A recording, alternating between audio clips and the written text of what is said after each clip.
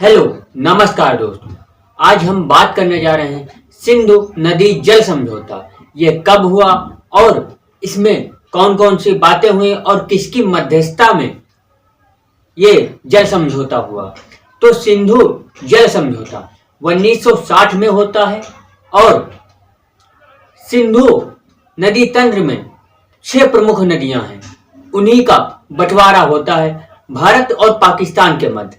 विश्व बैंक मध्यस्थता करता है, उसमें 3 नदियों का पानी 80% उपयोग भारत करेगा, 20% पानी पाकिस्तान करेगा और 3 नदियों का पानी, 6 नदी हैं प्रमुख, उसमें से 3 नदियों का पानी 80% भारत तक उपयोग करेगा और 20% पाकिस्तान।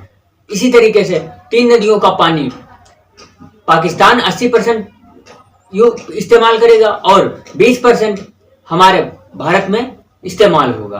तो इस तरीके से ये बंटवारा हुआ और ये 1960 में होता है और ये विश्व बैंक मध्यस्थता करता है इसमें, तब जाकर के ये सिंधु नदी जल समझौता होता है। तो इसमें आइए देखते हैं कौन कौन सी नदी का पानी हम 80% यूज कर सकते हैं और कौन सी नदियों का पानी पाकिस्तान 80% यूज कर सकता है, इस्तेमाल कर सकता है।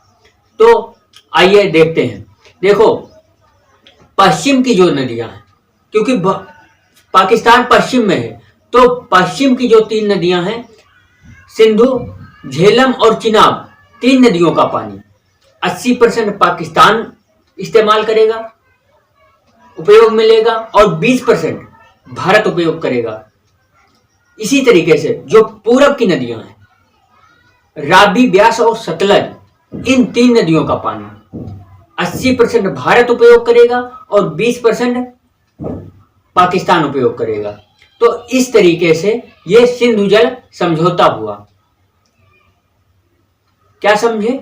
सिंधु जल समझौता में विश्व बैंक की मध्यस्थता में 1960 में जल समझौता होता है। इसमें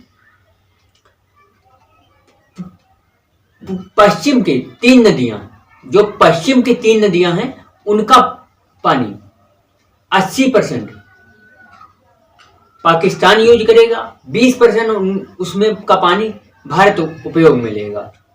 और जो पूरब की 3 नदियां हैं, रावी, ब्यास और सतलज, उन नदियों का पानी 80% भारत उपयोग करेगा और 20% पाकिस्तान उपयोग करेगा। तो इस तरीके से ये सिंधु जल समझौता हुआ। आइए देखते हैं सिंधु जल समझौता। सिंधु नदी जल समझौता 1960 में विश्व बैंक की मध्यस्थता में होता है।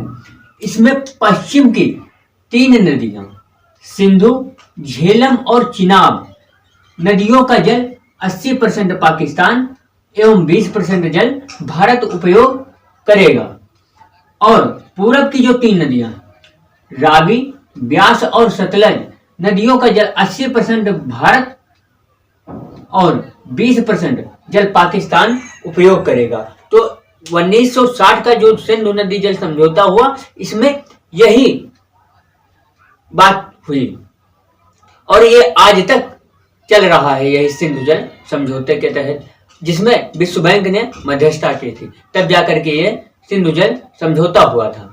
नहीं तो ये हर समय पाकिस्तान और भारत का वैसे भी लड़ाई तनाव रहता ही है, इससे ज्यादा होता था, लेकिन इसमें जब विश्व बैंक मध्यस्थता करते हैं तो ये जो सिंधु जल समझौता होता है, इसमें ये सिंधु नदियों का पानी का लेकर झगड़ा विवाद खत्म हो गया था। तो कौन कौन सी नदियां? पश्चिम में जो 3 नदियां हैं, आप देखिए पश्चिम में जो 3 नदियां हैं, कौन कौन सी? सिंधु और झेलम और चिनाब। 3 नदियों का पानी 80% पाकिस्तान यूज करेगा, पाकिस्तान यूज करेगा और 20% जल भारत यूज करेगा, भारत इस्तेमाल करेगा। और पूरब की जो 3 नदियां हैं, पूरब की कौन कौन सी? रावी, ब्यास और सतलज, इन 3 नदियों का पानी 80% भारत उपयोग करेगा और 20% जल ये पाकिस्तान उपयोग करेगा। तो इस तरीके से ये सिंधु नदी जल समझौता हुआ और इसकी मध्यस्थता किसने की? विश्व बैंक ने। विश्व बैंक इसमें मध्यस्थता करता है, तब जाकर के ये समझौता होता है। तो इस तरीके से हमने पढ़ा जाना कि सिंधु नदी जल समझौता कब और किसकी मध्यस्थता में होता है और कौन कौन सी बातें इसमें होती हैं। तो ये जो सिंधु नदी जल समझौता होता है उसमें आपने देखा कि पश्चिम की जो 3 नदियां हैं, सिंधु, झेलम, चिनाब, उनका पानी 80% पाकिस्तान यूज करेगा, 20% भारत। और जो पूरब की 3 नदियां हैं, रावी, ब्यास, सतलज, उसमें 80% भारत उनका जल इस्तेमाल करेगा और 20% पाकिस्तान उपयोग करेगा।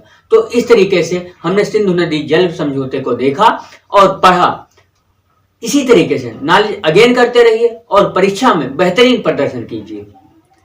पढ़ते रहिए और हमेशा मुस्कुराते रहिए, कभी अपने लिए कभी अपनों के लिए। बस इसी बात पे आप लोगों को धन्यवाद। Thank you.